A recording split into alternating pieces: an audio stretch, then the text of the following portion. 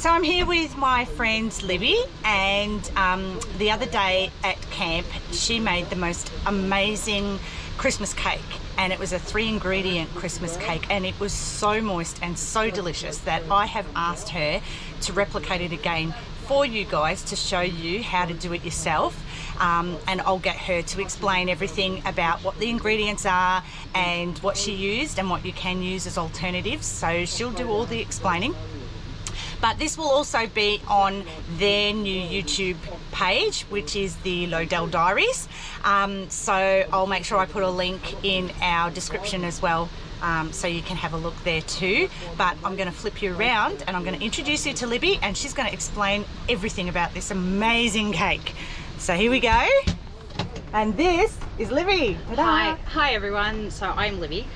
Nice to meet you. If you feel like subscribing to our new channel, it's a little bit raw. It's endearing though. You love me, I'm sure. Anyway, so this is this is the 3-ingredient recipe that I found. It was on Facebook, and it's from a site called Play Bake Smile. And basically the ingredients there is quite a lot, and I don't make that much. Generally I'll halve it or even quarter it, depending on if it's just myself and Steve are having it. Well, really depending on how many people are going to be eating. But the recipe is found on a site called Play Bake Smile, and it's really simple. So we're starting it today because we need to get the fruit ready for overnight. Now, even though it's 3 ingredients, we're going to make it 4 because Michelle has donated a little bit of Kahlua to go in it. It is New Year's after all. Yeah, this is correct. So first things first, we're going to put in the fruit. So just a Woolworths 1 kilo fruit. You don't have to pay a lot to feed a crowd, and you will find quality when you shop cheap anyway. So that's just a mixed fruit bag. Just a bag of mixed fruit. You can put nuts in. The first time I made this, I made it with dates and walnuts, but this is just a cup of fruit for the amount that we're going to make, but a generous cup. So if it's going to go over the waterline, I ain't going to cry. Okay, so there's the 1 cup of fruit into the mixing bowl. Now we look at the recipe and it says it needs 2.5 cups of iced coffee for the whole recipe. So I'm just going to do 1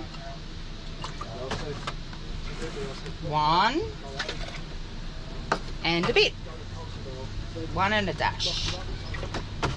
But then, because the fantastic shell, magic ingredient. Oh my god, it smells so good. I'll just neck the bottle. So you just put, I think, 1/2 cup. Why not? Oh, go on. You can do whatever you want. Now, if alcohol's not your thing, iced coffee indeed is not your thing. Well, if iced coffee's not your thing, I don't know if we can be friends. You can use juice, pineapple juice, orange juice, anything. But it's all listed on that recipe again. Again, I'll quote it because I want to take credit for someone else's work. Bake, Play, Smile. Look it up. So I'm just going to grab a spoon. And this, half the fun in this is we're cooking in the caravan.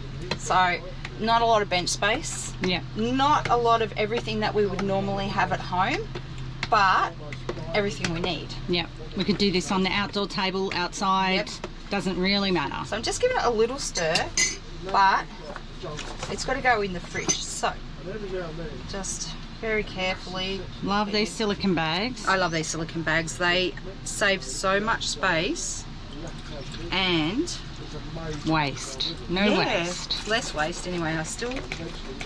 Okay, so there's a little bit more in here that I'm just going to leave.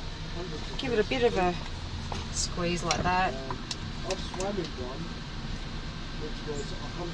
And now this puppy's going in the fridge for 24 hours. And or if you don't have a fridge camping, your esky with ice. Thanks. We'll see you tomorrow for the rest of the baking process. Can't wait. So we're back here with Libby, and our beautiful fruit has been fermenting in these fabulous juices for a couple of days now. So normally you might just put it, or you need to do it overnight, but well, it was New Year's Day yesterday, what We can I lost say? Bit of recovery mode yesterday. So I'm going to flip you around to Libby, and we're going to go back to the second part of baking this amazing cake.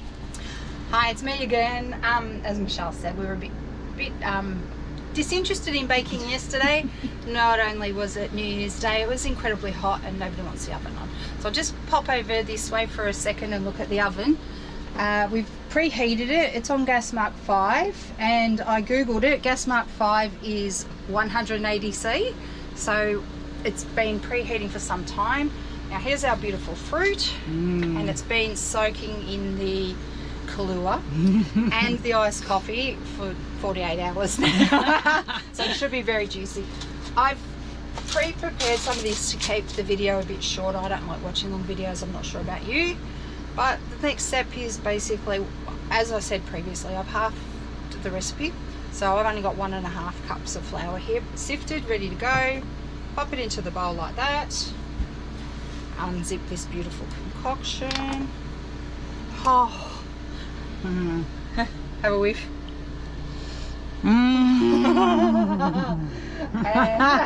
Yum. Yeah. So then we just dump it in like so. I like to use a bigger mixing bowl, avoid splash. And I'll wash this up in a bit, and I put them out in the sun. So if you've got silicone bags, I usually pop them out in the sun for about 20 minutes, and if they've got any red or any other stain, sun bleaches it out. So there's a hot tip for you. Good tip. Mixy, get it all blended into a beautiful paste. You can see how some of that fruit's really expanded with the soaking process. Now this will just take a minute. Yes, get it all nicely. Yeah, I can feel it thickening up into a paste. I'll sing for you. So yeah, you can see I've got most of the flour. I'm just going to get that bit down from the side. I made it into a beautiful cake mix. Unbelievable. Have a little taste. Have a little taste. It's really good. Oh my. Oh my. So because there's no eggs or anything like that that can spoil, maybe the milk, but we only had it in the fridge for 48 hours. It's not going to be an issue. So I'm scraping down the sides. And excellent for egg allergies. Yes. And you can also adapt this recipe. As I said before, this recipe's on Bake, Play, Smile, which is a page I found on Facebook. So look them up. I'm not taking credit for their recipe, but I am taking credit because I cooked it and it's bloody amazing. Yeah. Well, this is the third batch of this that I've made since we've been up here at Lakebolac. Steve and I have been up here since early December, and this is the third one I've made out of one bag of fruit. So I'm just going to leave that there for a sec. And you've probably still got enough fruit for more, don't you? I do. I've got enough for one more. But new year, new me. This is the last lot of sugary stuff that I'm going to be having. So just a light spray over the baking paper. I like to use these little pans when I'm camping, but I have popped another extra layer of foil on it for a bit of insulation. Yeah. The reason I like to do that, we try and keep the weight down in the Caravan, and they're very light, and I can use them 2 or 3 times before they become, you know, not manageable again.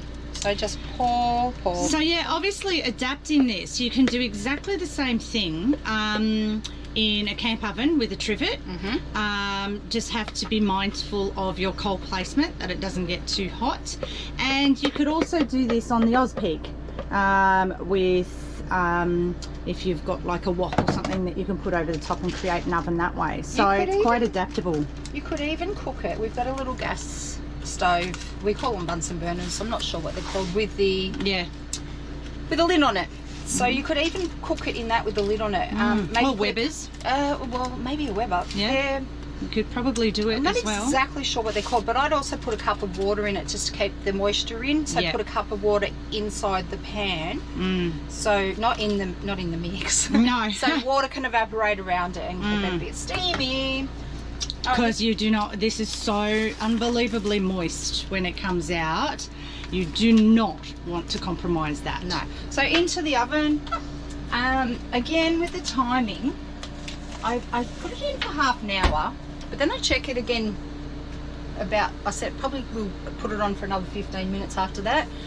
and potentially if it's still a bit soggy, I'll turn the oven off and leave it in the oven to finish setting, because I am a soft baker. Everyone hates that word, but I like my stuff not to be dry, and I find if I've cooked it for too long, it's not as enjoyable. So that's my hot tip. And what, pretty much when it comes out, if a knife comes clean? Yep. Same sort of same rule? sort of deal. So, and so I cut it last time and it was still a bit like the mixture soggy? rather than... Yeah. So all I did was I popped it back in the oven, even the cut piece, wrapped it in a bit of foil, popped it back in the oven for another 10 minutes, and Michelle ate it. She can tell Oh, that was amazing. Yeah. So we will cut back at the end of this when we pull this puppy out of the oven, just to show you what it looks like before we devour it. But yeah, we'll definitely cut back to you. I think we'll have it tonight around the campfire. I've also got some custard to share as well. Oh, yum. Spoils. Who says you don't have to live it up when you're camping? I know, right? I know. So I will cut back soon, and we will show you how it turns. Right, so I've just come off the water, and through the magic of video, this amazing cake is ready because I can smell it. It is, oh my God, just cannot wait to eat it. So I'm going to turn you around and let's see where we're at. Oh, I'm just about to take it out of the oven, but before I do, shameless plug, Smudge Sense. That's Michelle and Jason's business, Family Trippers business, and both of these smell like 1 million, and I tell you, they are shag-a-deli. Thank you. Shameless plug. It's called, what do they call it? Cross promotion. What do they call it? But product placement. Product placement. There you go. Thanks for that. So let's go over to our tiny little oven here. And I don't know if you can see that. Have a look. So she's nice and firm to the touch. Oh my God. Browned on the top. And I'm just going to bring it out. Maybe that looks... I know. Amazing. So, I reckon that's the best one yet. I know. The more you do, the better you get. So I'm just going to leave it here to cool for a bit. And as we said earlier, we're going to have it tonight. And there's already discussions with everyone. I've got brandy custard. I've got this custard. I've got that custard. So I'm going to make a little platter up with this. Well, we're going to cut it up, put it on a plate. And everyone can serve their own custard and tell you what they think about it. Anyway, we'll see you when we're... eating it around the campfire. Can't wait. The moment we've all been waiting for. We have been absolutely dying for this cake to try it. We're all sitting around salivating looking at it. I'm flipping you around to show you what Libby is waiting to see. Oh, hello. Look what I've got. And look what the group has put together. Not only do we have this amazing looking cake, I'm just going to cut it this way to make it more, but we've got custard, look at that, and ice cream. I mean, let's have a look. How give nice it a poke. did it come up? Give it a poke. There you go. Wow, nice and crumbly. that is nice and so soft. delicious. We cannot wait to eat it, and I'll just give you a show around of everybody desperately sitting here waiting. They keep going and going and going and going and going. We can't wait. Oh, thanks for everyone for contributing as well. It's been fun. Thank you. Thank you, Libby. Thank you, Shao.